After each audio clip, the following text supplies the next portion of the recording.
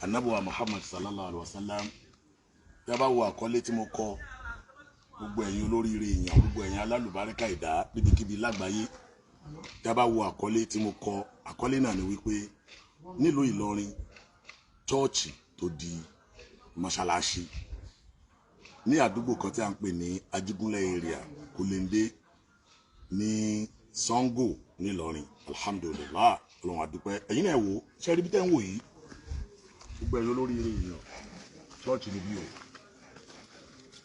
chọ́ọ̀chì ò níbí o chọ́ọ̀chì ló wá di mọ́ṣáláṣí yìí o Allahu Akbar gbogbo ẹni tọ́lọ́run bá ní ó bá fídíò yìí pàdé ẹ bá mi ṣíà prógrámù yìí dáadáa ẹ jẹ́ má bínú mo fẹ́ ṣíà ẹ̀ mo fẹ́ fi fóònù kejì ṣíà ẹ̀ fáyé kí wọ́n rí fẹ́ fi fóònù kejì ṣíà ẹ̀ fáyé kí wọ́n rí alhamdulillah alhamdulillah alhamdulillah ẹ jọ̀ọ́ ẹ má bínú mo fẹ́ ṣíà ẹ̀ mo fẹ́ fi fóònù kejì ṣíà ẹ̀ fáyé kí wọ́n rí dáadáa àdúgbò tá a wà yìí ni àdúgbò wa alhamdulillah mo fẹ́ kẹ́ wo dáadáa ibi church ni sheikh wa kan ọjọ́ inú àwọn oníwàásí àgbà káàkiri gbogbo ayé sheikh wa Sohibul Bayan wa Tibiyan àwọn ni Ọlọ́run jogun bíbà yìí fún ó ṣe wá wà yìí orúkọ mọ́ṣáláṣí ní Ababu Salihin Sheikh salamu alaikum warahmatullahi wabarakatuh ẹkùṣẹ́ ẹ̀sìn alhamdulillah gbogbo ẹni tó bá ti rójú ẹ̀ ti rí ojú àwọn Sheikh wa Sohibul Bayan wa Tibiyan bàbá ẹkùṣẹ́ Ọlọ́run san yín lẹ́san rí Ọlọ́run san yín gbogbo ẹ̀yin tẹ́ ń jọyìn wa lágbàáyé oríire yín ò ní di ìbànújẹ́ ọlá àti tóbi Ọlọ́run àdúgbò yìí náà ń pè ní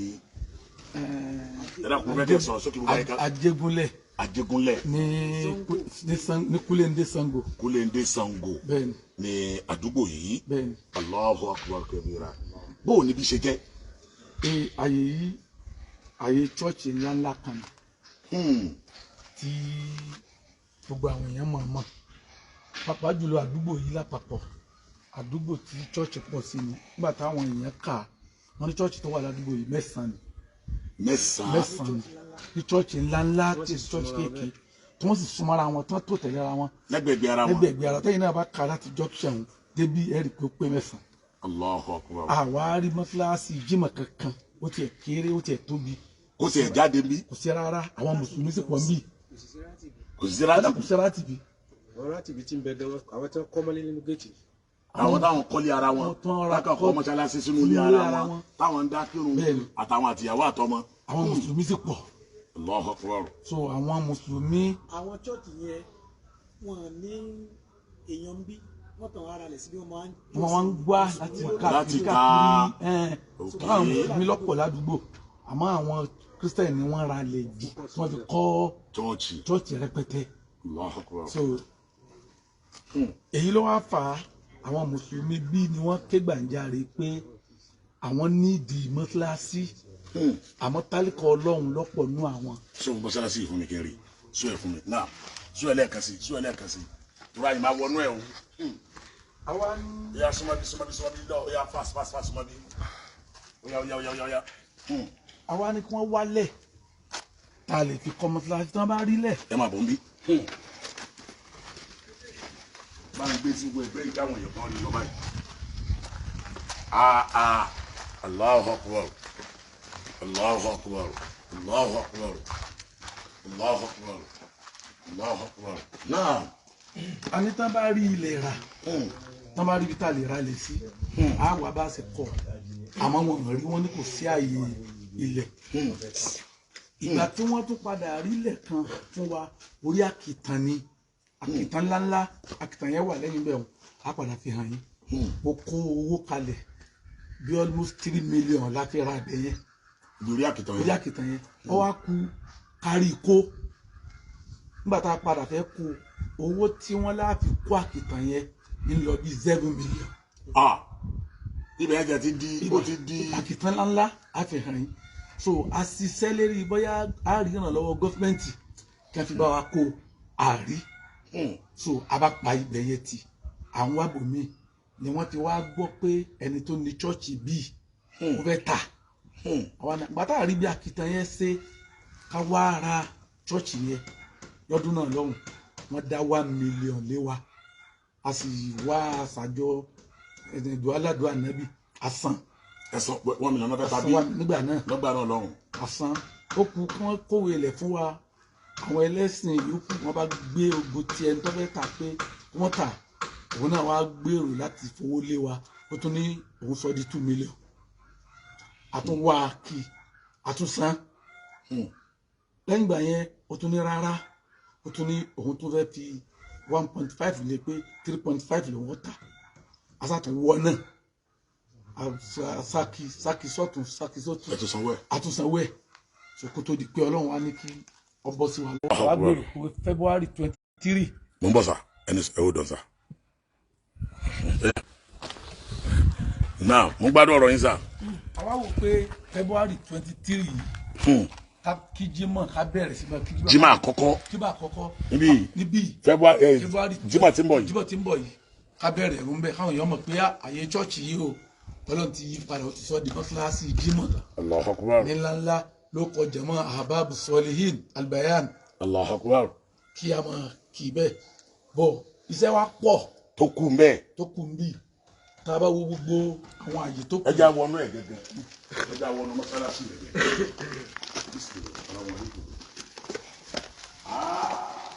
iṣẹ́ pọ̀ mẹ́ o iṣẹ́ pọ̀ mẹ́ gan o òkè gbogbo lẹ́lẹ̀ yìí gan ẹ̀ tí ẹ ti. ara sì ká ẹsẹ̀ àkàn ní pẹ̀tọ̀ ká tẹ́ ní àwọn ìlú kí òun náà. ok Friday tí mo yí nísìnyí a kà máa tẹ́ ní. a tẹ́ ní tí àwọn yóò fi kí òun bẹ́ẹ̀. kò sí síná. kò síná kò sí jẹnẹrétọ̀. ilé àgbàlá kọ́. kò sí ilé àgbàlá kò sí tọ́lẹ́tì. ẹ ti ní ilé àgbàlá. a ní ilé àgbàlá rárá. ok. a ní tọ́lẹ́tì àti tọ́lẹ́tì obìnrin àti tọ́lẹ́tì ọkùnrin kò tí ì ṣe kankan. ṣe ti ṣe bọ́ọ̀wù. a ti ṣe bọ́ọ̀wù náà torí ìta ṣe àkàtà tí ì ṣe kankan oògùn lásán ni àmọ́ sábẹ́ ká bẹ̀rẹ̀ kí Ramadan tó wọlé. so eré yìí là ń sá. ìmọ̀mù wa gan ọ̀nà tí wá jìnà tí ó ti máa wá kírun látòkè lélẹ̀ ló ti máa wá kírun ní Ṣàngó agbèrò pé ó yẹ ká kọ́lé ìmọ̀mù. ṣé ilẹ̀ wà bí fún. ilẹ̀ wà ilẹ̀ láti kọ́lé ìmọ̀mù. ìwọlẹ̀ bẹ́ẹ̀ ṣe ilé àgbàlá sí. ó ti wà ilé àgbàlá wà lẹ́yìn ibi tọkùnrin ilé àgbàlá tóbìnrin náà àyè wà lẹ́yìn. àwọn àbí ilé àgbàlá ọkùnrin àwọn àbí ilé àgbàlá ọkùnrin àwọn lẹ́yìn. ilé ìmọ̀mù yóò wà lẹ́yìn. ilé àgbàlá tọkùnrin la kó wà ní apá ọ̀tún. Alhamdulillah. Bíbá yá ilé àlọ́ ọkùnrin kó wà àwọn obìnrin á wà ní. àwọn obìnrin kó wà ní tẹ̀gbẹ́ kejì. àwọn àtẹ̀gbẹ́ lọ́wọ́ yìí. ayé àwọn obìnrin yẹn lọ. ayé àwọn obìnrin gbọ́n mi àtìlẹ̀ fún wọn. gbogbo eléyìí ló kúrò yìí tí ń jẹ́ pílà yìí. àwọn èyí àkànfi wọn gbé dúró bí agbára wá sí mọ pílà gẹ́gẹ́ la fẹ́ kó wà bẹ́ẹ̀ kọ́dà tẹ bá wo ní mọ́sálásí gbogbo mọ́sálásí ìgbàlá àdúgbò ti wà kò sí pílà ìwọ̀ kálá mi rẹ̀. irin yìí nìkan ló gbẹ irin yìí nìkan ló gbé dúró gbogbo ẹ̀ bó ṣe wà yìí pílà kan kò sí mbẹ́ búlọ̀kù lásán ni tọ́lá rí pé ká tó mọ̀ tètè mọ́ ṣe gbogbo pílà yẹn nǹkan èta ní ta fẹ́ fi sí òtó kan.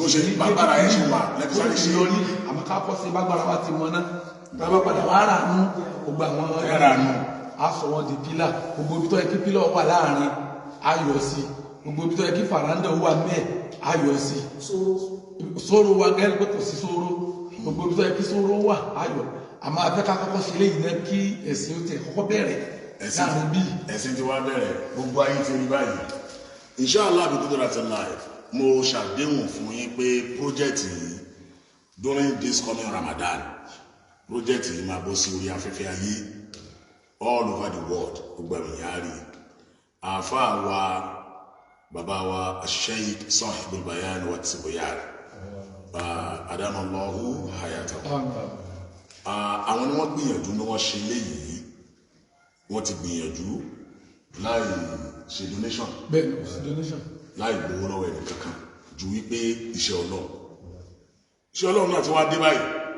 gbogbo aláàlá àwàjọ ṣe á ṣò fídíò náà àwọn nǹkan tó kù tá a nídìí ní a nídìí generator ńlá a nídìí speaker tó ní ma fi sọ̀rọ̀ a nídìí tiles kan wọ ìlẹ́lẹ̀ yìí a nídìí pillar a nídìí ilé imam a nídìí ilé àlùwàlá a nídìí sóró mọ́ṣáláṣí tí ó máa jẹ́ àmì mọ́ṣáláṣí tí wọ́n bá àmì mọ́ṣáláṣí rẹ̀ tó bí mọ́ṣáláṣí náà ní sóró ni jẹ́ ń sódódó ọ̀rọ̀ fún ọ bí mọ́ṣáláṣí Kaaba ti wà yẹn tí ó di tí gbogbo wa tá a lọ lẹ́yìn wọ́n gba bára kọ ni mọ́ṣáláṣí Kaaba wọ́n fowó ṣe ní ojúmọ́ ni ọwọ́ òjàmbẹ̀ ni owó òjàmbẹ̀ ni ilé Ọlọ́run èèyàn máa náwó sí ni kọ́nà wọlá èyí tẹ́ẹ̀tí ẹ̀ ṣe yẹ gbìyànjú bàbá chọ́ọ̀chì ayé mo tó gbọ́ tá a fà ń sọ lẹ́ẹ̀kan pé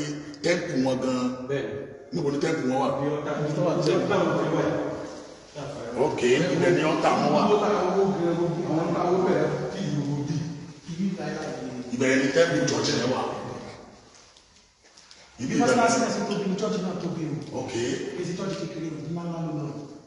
èyí tẹ́ ẹ bá tẹ̀ tẹ́lẹ̀ yóò tẹ̀ tẹ̀ màgbé ńlá ni ayé tẹ́ǹpù rèé ẹ wá wo òun lè fi fíìlù níbi bẹ́ẹ̀ ló wọ́ lọ. ṣé iṣẹ́ Ọlọ́run ni tó gbogbo ẹ̀yin mùsùlùmí àgbáyé gbogbo ẹ̀yin lórí ìlọ níbikíbi tí ẹ tọ́jú wọn láàárọ̀ yìí.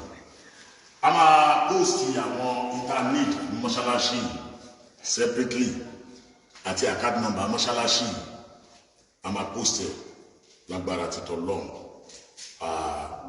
Nígbàtí àwọn ètò táwọn akàbẹ́jẹ́ káwọn èèyàn kọ́kọ́ eléyìí jẹ́ gẹ́gẹ́ bí awareness èyí fídíò tá a ṣe lé ní yìí ó jẹ́ gẹ́gẹ́ bí awareness káwọn èèyàn kí wọ́n lè rí another video mi ń bọ̀ tí estimate ń ta fẹ́ lò mọ́ṣáláṣí tó máa jáde another video mi ń bọ̀ tí estimate nǹkan tá a fẹ́ lò ní mọ́ṣáláṣí tó máa jáde sheik mo kéyìn kó rí lisa wàláì ẹ try gan gbìyànjú jazakumullahu khairan Ọlọ́run yóò sẹ́yìn lẹ́san lórí ẹ fọkàn ara yín balẹ̀ àwọn èèyàn ti rí.